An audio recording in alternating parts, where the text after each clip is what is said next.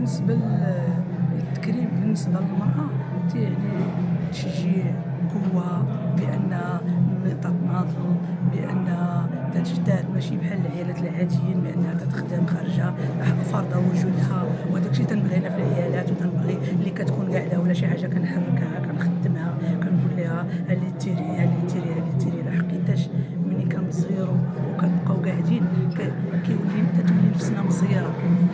العيالات ملي تخدم انا اللي كيعجبني انا سمسمه معروفه سميتي حياه ولكن معروفه بسمسمه. كنخدم مع الاطفال دائما بديت معهم حياتي وغادي ننهي معهم حياتي. اللي عجبني اليوم في التكريم ديال الملتقى هو منين جيت دخلت لقيتهم هما سابقيني، هما والامهات ديالهم جاو ساقوا الخبار، شافوا في الفيسبوك وداكشي وجاتو هادشي. وانا هذا التكريم تنهديه للامهات ولكن اكثر منه تنهديه للاطفال، الحب لهم، وغادي نبقى تنبغيهم دائما تيديموا الامانه امانتهم. وشكرا بزاف.